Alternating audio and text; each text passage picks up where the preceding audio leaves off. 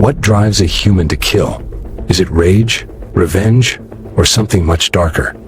Today, we dive deep into the shadows of the human. To understand what turns an ordinary person into a monster, you have to walk the shadows they left behind, connect every fragment, and confront the darkness head-on. Welcome to Dark Minds Detective. In every crime, there's a story, a motive, a mind. But sometimes that mind isn't just broken, it's beyond comprehension. From serial killers to criminal masterminds. No one is born evil.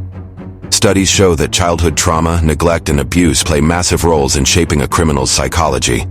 The mind learns pain, and later tries to express it through power and control. Ted Bundy, for example, appeared charming, yet behind that smile hid a void of empathy.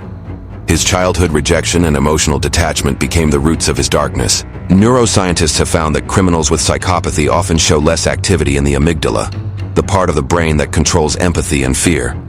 This means they know what they're doing is wrong, but they simply don't feel it.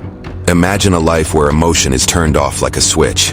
One of the most chilling cases was that of Edmund Kemper, the co-ed killer. Highly intelligent, calm, and polite, yet behind closed doors he was committing horrific crimes. He once said, "When I see a pretty girl walking down the street, I think two things.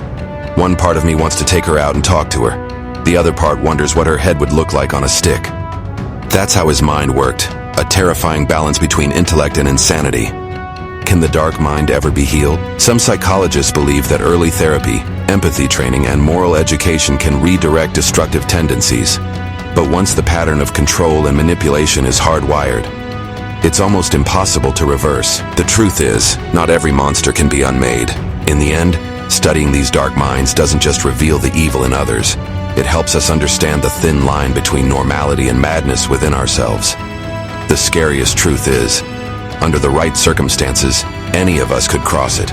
They say monsters are born in shadows, but the truth is more unsettling. Many begin in the light. Every villain before they were feared was once ordinary.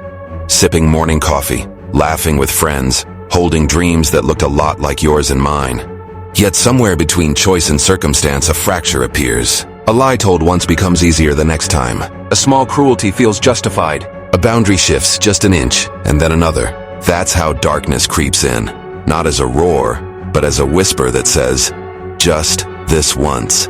When we study these dark minds, serial killers, manipulators, the architects of chaos, we're not just peering into their souls. We're holding up a mirror to our own.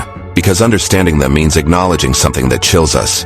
Evil isn't an alien force. It's human potential, twisted. Their stories remind us how fragile morality can be, how external pressure and internal pain can shape conscience into something unrecognizable. In the end, studying these minds doesn't simply expose the horrors of others. It reveals that invisible edge between sanity and madness within ourselves. The truly frightening part? Under the right conditions, fear, anger, desperation, any of us might cross it. If you're fascinated by how the human mind turns to darkness, subscribe to Dark Minds Detective. Every week we expose new cases, new minds, and new truths behind real crimes. Remember, knowing their darkness helps us protect our light.